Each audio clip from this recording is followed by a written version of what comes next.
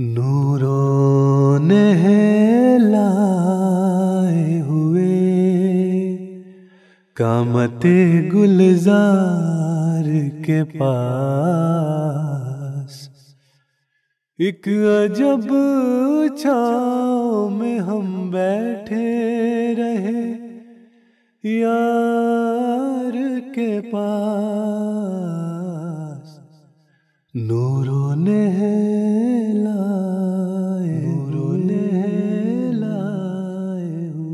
Sayyidina Hadrat Aqdas Masih Maud alaihi salatu wassalam bersabda, para anggota jemaat hendaknya datang mengunjungi saya secara rutin dan biasakanlah untuk tinggal beberapa hari di sini.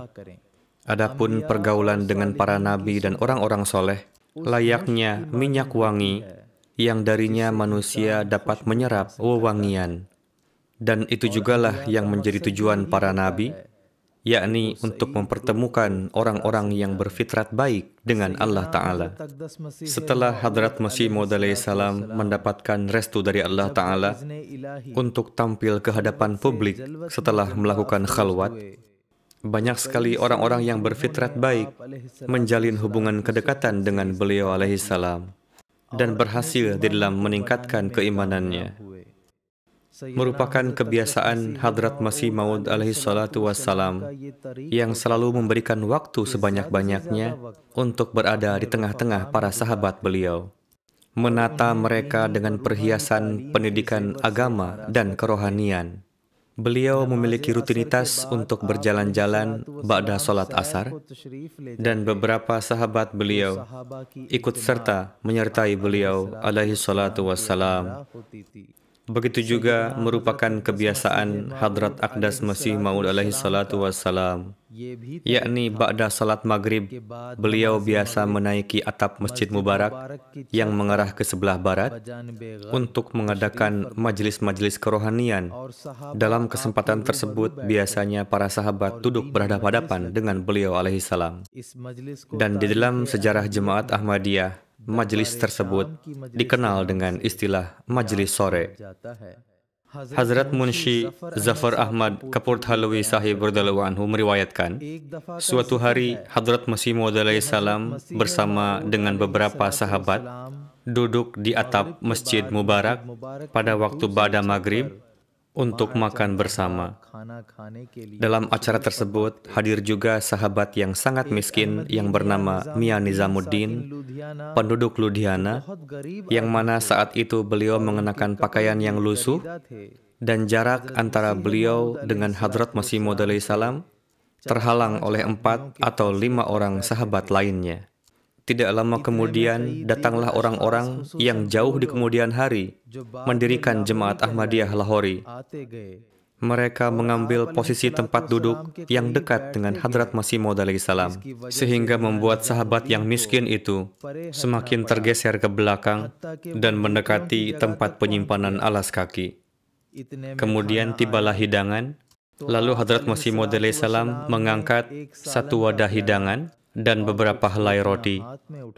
Lalu Hadrat Masih Maud alaihi salam bersabda kepada sahabat yang miskin itu, Mia Nizamuddin, mari ikut saya untuk makan di dalam.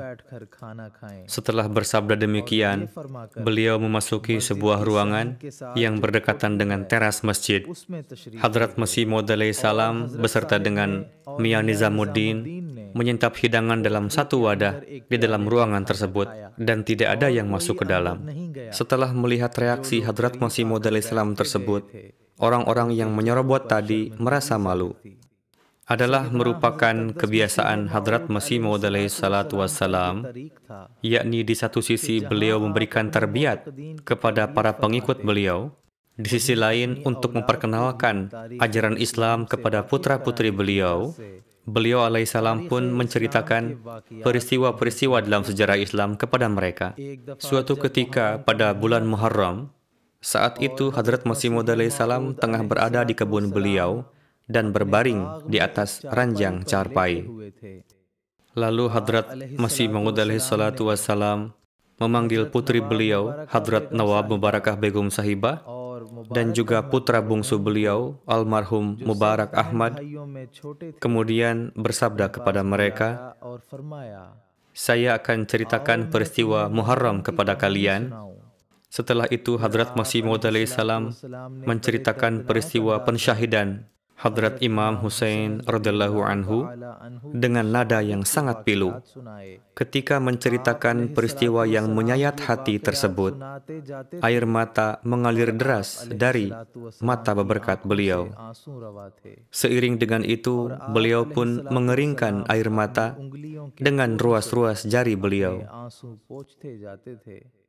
Setelah selesai menceritakan peristiwa yang memilukan tersebut, dengan hati yang pilu, beliau alaihissalam bersabda, "Si manusia kotor bernama Yazidlah yang telah menimpakan kezaliman ini kepada cucu Hadrat Rasulullah sallallahu alaihi wasallam. Namun Allah Ta'ala segera mencengkeram orang-orang yang zalim tersebut dengan azabnya." Ketika menceritakan itu, kondisi yang meliputi beliau alaihissalam sungguh aneh. Ketika mengenang peristiwa pensyahidan yang dialami oleh buah hati baginda Nabi sallallahu alaihi wasallam, hati beliau alaihissalam dipenuhi dengan kegelisahan yang dalam. Hazrat Sahib Zada Mirza Bashir Ahmad Sahib radhiyallahu anhu meriwayatkan, merupakan satu kebiasaan Hadrat Masih Maud alaihissalam, yakni ketika tiba musim buah murbei, beliau biasa mengajak para tamu pergi ke kebun beliau. Kemudian beliau memetik buah murbei dan menyuguhkannya ke hadapan para tamu. Selain mengkhidmati para tamu, beliau pun ikut serta menyantap buah tersebut. Bersamaan dengan itu, beliau pun terlibat dalam berbagai obrolan dengan para tamu. Dalam kondisi demikian, sedemikian rupa terjalin keakraban, sehingga terkadang bagi orang yang tidak mengenal beliau, akan sulit untuk mengetahui siapa Hadrat Masih Maud alaihissalam dan di sebelah mana posisi duduk beliau. Namun dalam suasana keakraban seperti itu pun, di dalam diri para pengikut beliau alaihissalam, sedemikian rupa tertanam kecintaan kepada beliau, yang mana sulit untuk mencari bandingannya. Mereka mengelilingi beliau alaihissalam layaknya kupu-kupu, karena hubungan yang terjalin antara beliau dengan para pecinta, layaknya ayah dan anak. Yang terhormat Nyonya Khairun Nisa, binti Dr. Sayyid Abdul Sattar Sahib, radhiyallahu ta'ala anhu, meriwayatkan dalam bentuk tulisan, suatu hari pada waktu subuh, Hadrat Masih Maud alaihissalam tengah berjalan-jalan di Shah Nashin. Saat itu saya, kakak, dan ibu saya berangkat untuk pergi sholat. Lalu beliau alaihissalam bersabda, "Kemarilah, saya akan memperlihatkan sesuatu kepada Anda sekalian.